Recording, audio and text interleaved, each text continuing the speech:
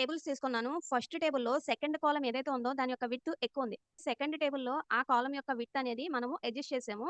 First టేబుల్‌లో ఎందుకలా వచ్చింది అనంటే బ్రౌజర్ డిఫాల్ట్‌గా కాలమ్‌లో ఏ కంటెంట్‌కైతే ఎక్కువ క్యారెక్టర్స్ తీసుకుంటుందో దానికి సరిపడా విడ్త్‌ని ఆ కాలమ్ మొత్తానికి అలొకేట్ చేసేస్తుంది. నేను సెకండ్ టేబుల్‌కి సమ్ స్టైలింగ్ అప్లై చేసి ఇంత విడ్తే ఉండాలి. అంతకన్నా ఎక్కువ కంటెంట్ ఉంటే ఈ డాట్స్ ఇలా చూపించాలి అని పెట్టాననమాట. ఇప్పుడు అది ఎలా చేయాలో చూద్దాము. కాలమ్స్‌లో ఏ డేటా ఉంటుంది? టీహెచ్ ట్యాగ్‌లోది కానీ, టీడీ ట్యాగ్‌లోది గాని ఉంటుంది. కాబట్టి మనము స్టైలింగ్ అప్లై చేయాల్సింది కూడా ఆ ట్యాగ్స్‌కే. టీహెచ్, టీడీ రెండిటిని సెలెక్ట్ చేసాము. మాక్స్ విడ్త్ అనే ప్రాపర్టీని యూజ్ చేయాలి. నేను 100 పిక్సెల్స్ ఇస్తున్నా. 100 పిక్సెల్స్ కన్నా ఎక్కువ కంటెంట్ ఉంటే నెక్స్ట్ లైన్‌లోకి వెళ్ళిపోయింది. అలా వెళ్ళకూడదు అని అనుకుంటే ఓవర్‌ఫ్లో అనే ప్రాపర్టీని యూజ్ చేసి దాంట్లో హిడెన్ అని ఇవ్వాలి.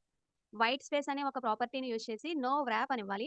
ఆ కంటెంట్ దానికి అలొకేట్ చేసిన విడ్త్‌లో అడ్జస్ట్ అవ్వలేకపోతే నెక్స్ట్ లైన్‌కి వెళ్ళకూడదు అని ఈ ప్రాపర్టీ ద్వారా చెప్తున్నట్టు. కంటెంట్ అనేది దానికి ఇచ్చిన విడ్త్‌లో సరిపోకపోతే లాస్ట్‌లో మనము 3 డాట్స్ చూపించాలి అని అనుకుంటే టెక్స్ట్ ఓవర్‌ఫ్లో అనే ఒక ప్రాపర్టీని తీసుకొని దాంట్లో ఎలిప్సిస్ ఇస్తే 3 డాట్స్ అనేవి వస్తాయి.